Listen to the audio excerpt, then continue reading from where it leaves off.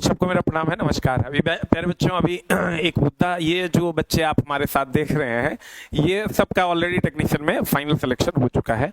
कुछ सारे बच्चे जो आपको जितने भी स्टेज पे दिख रहे हैं, सबका ऑलरेडी फाइनल सिलेक्शन हो रहा है। ऐसे ही ग्रुप में बच्चे 5-10 के संख्या में आ रहे हैं और कोशिश कर रहे हैं कि जो ऑफलाइन वाले ये सारे स्टूडेंट हैं तो मिल पाए हम उनसे। तो दोस्त मेरे, अभी हमारे साथ वो लड़का भी है जिस पर पूरा भारत में विवाद छिड़ा हुआ है, वो भी मेरा ही स्टूडेंट है। दीपक नाम है उसका। ये है आपका दीपक। इसको किसी से कोई डर वर नहीं लगता है और ये बहुत ज्यादा परेशान रहने वाला बच्चा नहीं है। देखो कितना हरफन मौला ये बच्चा है कि 5 सीट था जब वैकेंसी नहीं बढ़ी थी, और जब इसने फॉर्म भरा था तब इसने ओबीसी कैटेगरी में 5 सीट था तब ये बच्चा फॉर्म भरा था। समझ लो इसका मतलब, वो तुम समझ सकता है हिम्मत। मात्र 5 सीट में इसने फॉर्म भरा था, बाद में बढ़ के 16 हो गया था सिल्लीगुड़ी बोर्ड का। ये वही दीपक है जिसके नाम पे आप ये कह रहे हैं कि 50 नंबर कैसे बढ़ा। 50 ना 43 नंबर कैसे बढ़ा।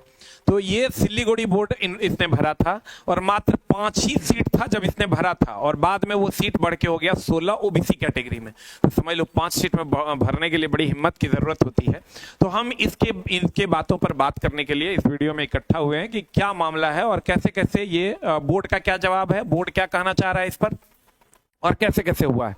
सबसे पहले तो मैं ये क्लियर कर दूं कि बोर्ड का ये कहना है, जो अलग अलग वीडियो से हमको पता चला है, जो अन्य लोगों ने भी फोन करके पता करने की कोशिश की है, वो एक एवरीडे न्यू वाले हैं, वो भी बहुत ज़्यादा अपडेटेड रहते हैं। उन्होंने भी फोन करके बोर्ड से पूछा है और वो संतुष्ट भी हो गए। उन्होंने कहा कि नहीं, हाँ ऐसा ऐसा है।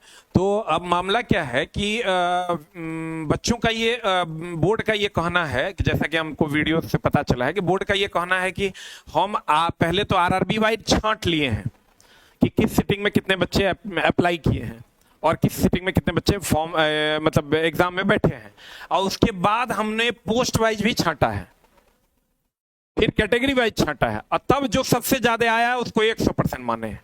ये सिल्लीगुड़ी बोर्ड का टॉपर है, सबसे ज्यादा नंबर इसी को था, इसके परसेंटाइल को 100 मान लिया गया।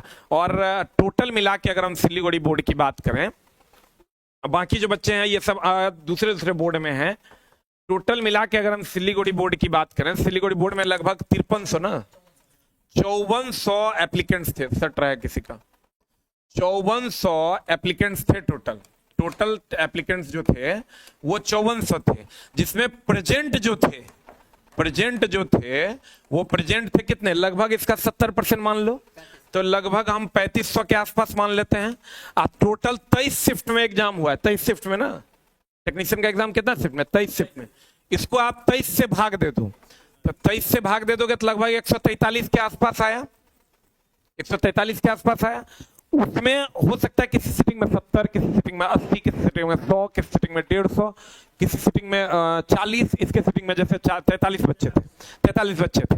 तो चूंकि इसके बोर्ड में मात्र 5 गो सीट था पहली बार, बाद में 16 किया गया, तो मात्र 16 सीट में ही भरा था, और 16 सीट में भरा था। तो जो जिसका सबसे ज्यादा आता उसको 100% मान लिया जाता, तो इसका सबसे ज्यादा है तो इसको 100% मान लिया गया, और उसी के हिसाब से जिसका एवरेज होगा उसको उसी के हिसाब से किया गया। अब मामला ये है, तो इसलिए इस बच्चे का जो है परसेंटाइल बढ़ा हुआ है। ठीक है, अब मामला क्या है, तो बच्चों को डाउट हो रहा है। बच्चों को डाउट होना लाजमी है कि सर इतना नंबर किसी का बढ़ गया, किसी का कम नंबर बढ़ा।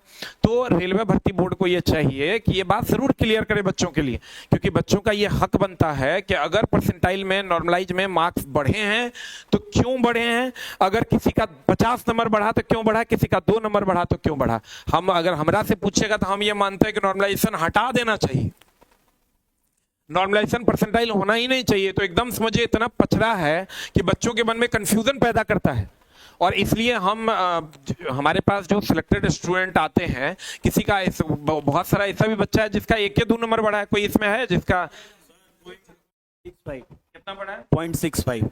टोटल रॉ स्कोर आपका कितना था, 82। 82। आप एक बार बोल दो। मेरा टोटल करीब 82 पॉइंट समथिंग था, और 83.37 करके 2 कैटेगरी में रिजल्ट दिया मात्र सर। ईवीडब्ल्यूएस से थे, और वही 0.85 करीब बढ़ाया नंबर बस। तुम्हारा कितना बढ़ा है, 0.8 बढ़ा है मेरा। रो मार्क्स से मेरा 89 था। तो तुम्हारे सिटिंग में कितने एप्लीकेंट्स थे, कुछ पता है? लगभग 4000 के आसपास था। 4000 एप्लीकेंट्स तुम्हारे सिटिंग में थे। तुम्हारे सिटिंग में कितना एप्लीकेंट था? 10,000 10,000 एप्लीकेंट थे। और तुम्हारे यूआर में था, तुम ईडब्ल्यूएस में कितना वैकेंसी था ईडब्ल्यूएस में? ईडब्ल्यूएस जिसमें मेरा हुआ है सिलेक्शन, उसमें तो करीब 15 ही सीट है, उसमें मेरा हुआ है। देखो 15 सीट था, नंबर ऑफ एप्लीकेंट्स कितने थे? देखो ये बच्चा ईडब्ल्यूएस में कौन सा बोर्ड था? ईडब्ल्यूएस में मुंबई बोर्ड में था ये बच्चा, और लगभग इसमें एप्लीकेंट्स कितने थे? 10,000 एप्लीकेंट्स थे। और टोटल ईडब्ल्यूएस का सीट कितना था? मात्र 15 सीट था। ईडब्ल्यूएस में मात्र 15 सीट था। कंफर्म हो तुम?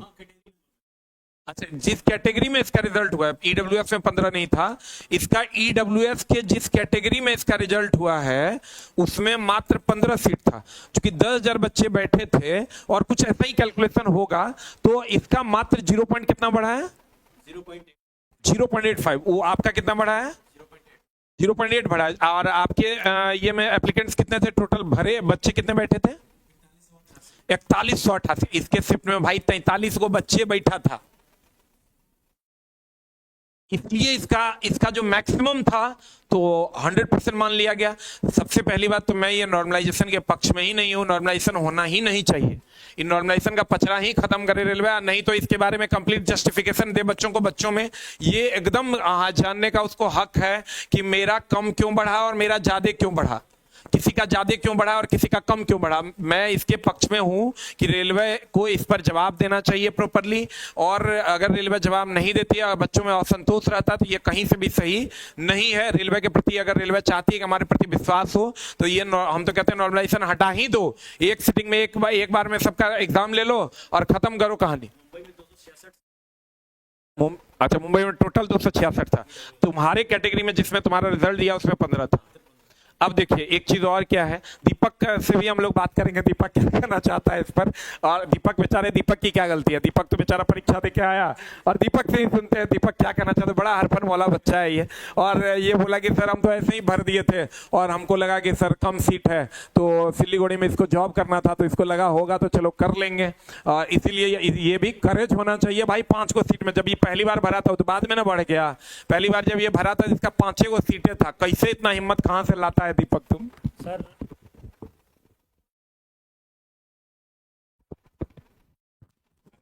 जी, एक्चुअली बात ये है कि मैं इससे पहले एसएससी की तैयारी भी कर रहा था, तो एसएससी का टाइम देते वक्त तो मैं अंडमान से भरता था। मुझे लगा कि बच्चे वहाँ जाएंगे नहीं तो मेरा हो जाएगा सिलेक्शन, तो यही सोच के मैंने सिलीगुड़ी जोड़ डाला।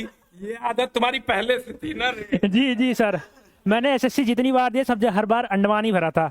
मुझे नौकरी चाहिए थी चाहे कैसे मिले, तो सिलीगुड़ी में जब कम था तो मैं सोचा कि शायद बच्चे ना भरे डर के मारे कि कम सीट है तो शायद हमारा सिलेक्शन ना होए, तो यही सोच के मैंने सिलीगुड़ी डाल दिया था। और भगवान की किस्मत है, भोले बाबा का प्रसाद है कि मेरी जॉब हो गई सर। क्या कहना चाहोगे जो लोग ये कह रहे हैं हमारा पढ़ा कैसे? ये बोलो, ये रेलवे जानती है हम तो। हाँ, ये रेलवे से पूछ लीजिए, आप रेलवे से ट्वीट कीजिए, पता चल जाएगा, रेलवे जॉब दे देगा।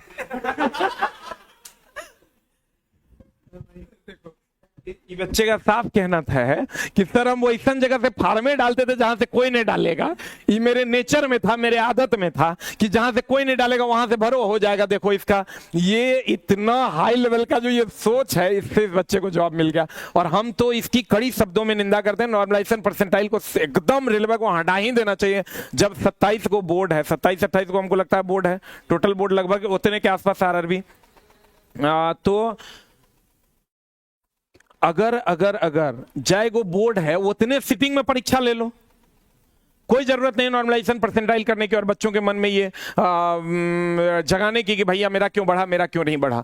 तो कहीं ना कहीं आरआरबी ने ये कुछ जो वीडियोस वगैरह आ रहे हैं उससे आरआरबी ने ये क्लियर उन लोगों को किया होगा, हमको तो अभी तक नहीं किया है, कि भैया इसमें हम लोग पहले आरआरबी वाइज छांटे हैं, उसके बाद हम लोग कैटेगरी वाइज छांटे हैं, तब जाके इसको नॉर्मलाइज किए हैं वगैरह वगैरह। इसमें बेचारे दीपक का कोई गलती नहीं है, दीपक का कोई गलती नहीं है। दीपक बेचारा फार्म भरा और इसका ये मामला। लेकिन हम सबसे यही आरआरबी से ये गुजारिश करते हैं कि आरआरबी इस पर कंप्लीट क्लियरिफिकेशन दे ताकि बच्चों का डाउट क्लियर हो जाए। हमको हंसी इस बात से लग रहा है क्योंकि बेचारा दीपक बड़ा इनोसेंट है और ये बच्चा कहता है सर मैंने तो भर दिया, मेरी क्या गलती है।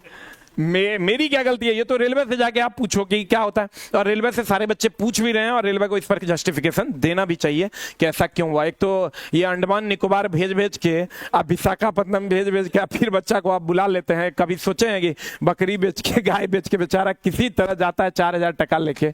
एगो दूगो को तो समझो कि हम भेजे हैं फ्लाइट का टिकट लेके, वो सिकंदराबाद से बेचारा लौट के आया है। तो ये कहीं से भी सही नहीं है और रेलवे को इस पर जवाब देना चाहिए। रेलवे अगर जवाब नहीं देती है तो ये गलत है। और देखो रेलवे ने कहा भी क्या, टेक्निकल ग्लिच आ गया। भाई मेरे यहाँ मेरे सेंटर पे डेली 10,000 बच्चे एग्जाम देते हैं, 10,000 प्लस बच्चे एग्जाम देते हैं मेरे यहाँ ऑनलाइन सेंटर पे। हम लोग AWS का सर्वर यूज करते हैं, कोई टेक्निकल ग्लिच उस दिन नहीं था। पता नहीं अगर क्या था, अगर है तो ये बात भी क्लियर करनी चाहिए कि टेक्निकल ग्लिच आखिर क्या आया। कि हम ये मानते हैं कि टेक्निकल ग्लिच हो सकता है, ये टेक्निकल इश्यूज हो सकता है, लेकिन ऐसा क्या कि TCS जैसी बड़ी कंपनी को ये सॉल्व करना चाहिए था, बच्चों को इतना परेशान नहीं करना चाहिए था। और इसकी हम लोग सब लोग निंदा करते हैं और नॉर्मलाइजेशन परसेंटाइल हटा देना चाहिए, ऐसा मेरा मानना है। और एकदम नॉर्मल सब कुछ रिजल्ट होना चाहिए।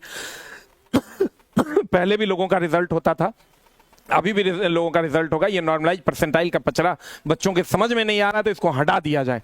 चलिए, तो ये सारे हमारे साथ जो अभी हैं, यहाँ बंच में बच्चे आ रहे हैं और जिनका हो रहा है उनका हम सम्मान करते हैं।